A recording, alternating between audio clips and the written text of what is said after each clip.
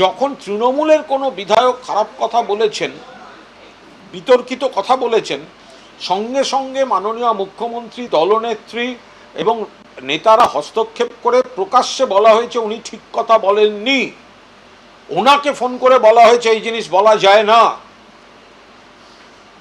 আর এখানে যখন বলা হচ্ছে, বিরোধী দলনেতা বলছে যে মুসলিম বিধায়কদের চ্যাংদোলা করে বাইরে ফেলে দেবো, তো তখন মিনিমাম নিন্দাটুকু তো বিজেপির মধ্যে থেকে আসছে না। ওরা আইনের কথা কি বলছে, দলের মধ্যে থেকে মিনিমাম নিন্দাটুকু আসছে না, গোটা দল মিলে এই প্ররোচনাকে সাপোর্ট করছে। বেসিক তফাৎ আছে। কেউ মাথা গরম করে কেউ খারাপ বা বিতর্কিত মন্তব্য করে ফেললে তৃণমূল তাকে সঙ্গে সঙ্গে থামাচ্ছে, ভৎসনা করছে, নিয়ন্ত্রণ করছে। আর বিজেপির কেউ বললে সবাই মিলে সেটাকে সমর্থন করছে। এটা হচ্ছে তফাৎ। বিজেপির একজন নেতা দেখান যিনি বলবেন বা বলেছেন যে শুভেন্দু অধিকারী বিরোধী দলনেতা যে কথাটি বলেছেন ওটা বলা যায় না। পবনবাবু জানিয়েছেন যে আপনার বক্তব্য খতিয়ে দেখা হচ্ছে এবং আপনাকে ডেফিনেটলি শোকজ করা হবে, কি বলবেন? করতেই পারেন, উনি শোকজ করার দায়িত্বে আছেন বা বিধানসভার উনি পরিষদীয় মন্ত্রী আছেন বা যে কমিটি আছে ডিসিপ্লিনারি কমিটি, সেই কমিটির আগেও আমাকে শোকজ করেছিল। আমি আবার বলছি যে কি কারণে শোকজ, যখন শোকজের চিঠি পাবো নিশ্চয়ই তার যথাযথ উত্তর দেব।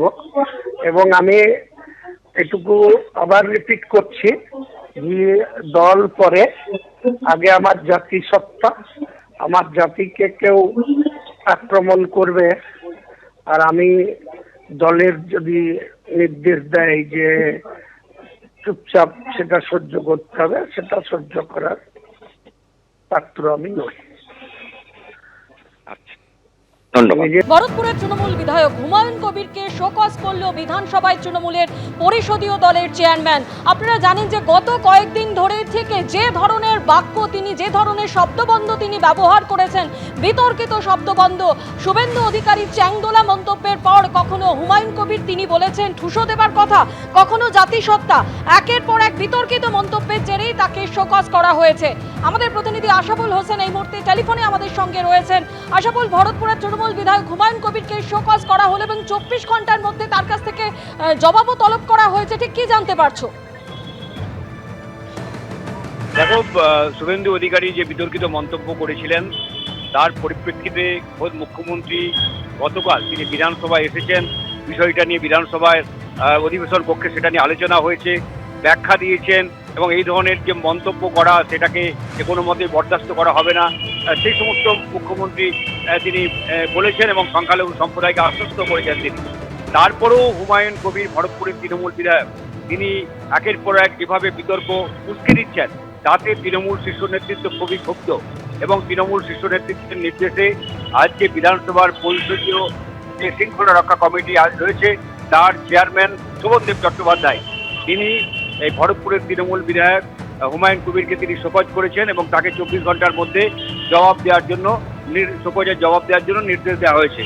তুমি জানো যে এই একবার শোকজ তাকে করা হয়নি, এর আগে আর একবার শোকজ করা হয়েছে নানা বিতর্কিত মন্তব্যের জন্য এবং যেটা তৃণমূলের যে শৃঙ্খলা কমিটির চেয়ারম্যান তিনি মনে করছেন যে যেভাবে ধারাবাহিকভাবে বিতর্কিত নানা মন্তব্য করে চলেছেন হুমায়ুন কবির তাতে দলের ভাবমূর্তি খুবই ক্ষতি হচ্ছে এবং তিনি কেন এই ধরনের মন্তব্য করে চলেছেন তার ব্যাখ্যা এবং তার কৈফিয়তি তার কাছে চাওয়া হয়েছে।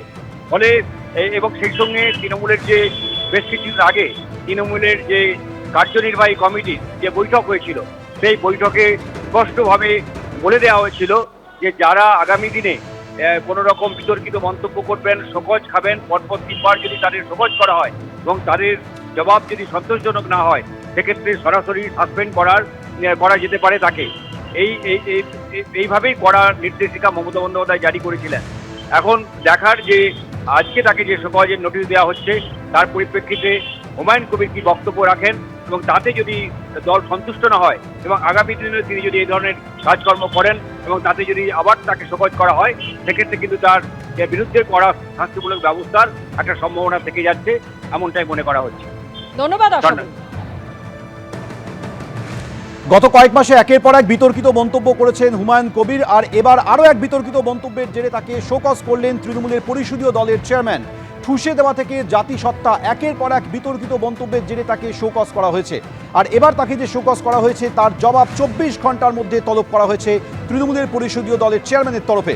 একের পর এক বিতর্কিত মন্তব্য গত কয়েক মাস ধরে করে চলেছেন ভরতপুরের তৃণমূল বিধায়ক হুমায়ুন কবির, তার জেরেই তাকে শোকজ করা হয়েছে।